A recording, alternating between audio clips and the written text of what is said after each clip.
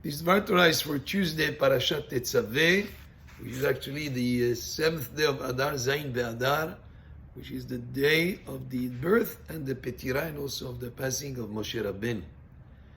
This Parashat Tetzaveh, Zayin BeAdar, the seventh day of Adar, always falls during the week that the Parashat of Tetzaveh is being read, and the name of Moshe is not mentioned at all in this Parashat.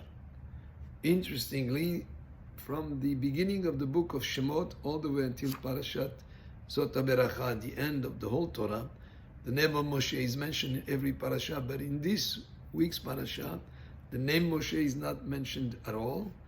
And according to the Gaon Mivilna, it was predicted that the Parashat Tetzaveh will be read always in the week that Zayin BeAdar falls in it, and with the passing of Moshe Rabbeinu, out of respect for him, his name is not even mentioned in the parasha as a sign for that.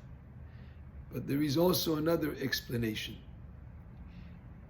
The Chet of Ha'egel, the sin of the golden calf, was so serious that Moshe Rabbeinu had to really pray to Hashem for Hashem to forgive them for having worshipped a golden calf right after the receiving of the Torah.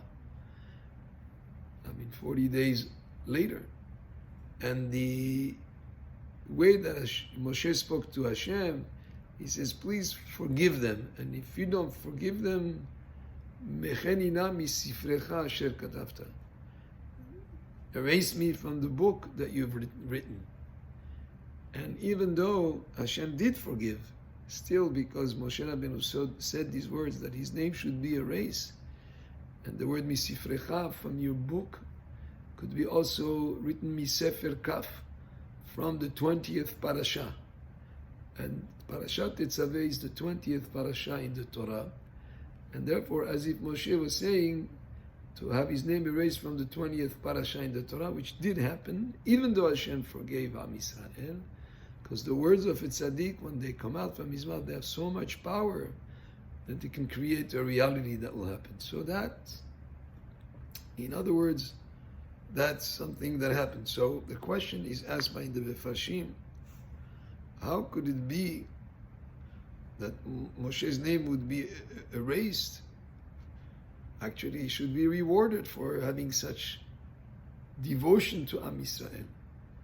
To be so devoted that he put himself on the line to be punished, so to speak, with his name being erased. If Hashem doesn't forgive Am Yisrael, he should be rewarded for that type of commitment and devotion to Am Yisrael.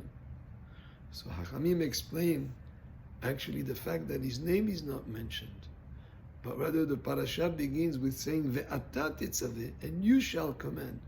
That was actually a reward. His name may not be mentioned, but he was given himself, so to speak, the authority to him, saying the mitzvah, Ve'ata Tetzaveh et bnei Yisrael v'kolecha shemen zayit zach, that you will command. You, Moshe Rabbeinu, is given sort of like the authority to give this mitzvah, so that in a sense, with Hashem granting him this special reshut, this special to have this authority for himself to be commanding this mitzvah to Am Yisrael, is a reward for his humility and for his devotion to Am Yisrael, and that is in a sense the fact that his name is missing, but he's given the mitzvah ve'ata, you will command Am Yisrael, is actually a reward for his humility and his devotion to Am Yisrael.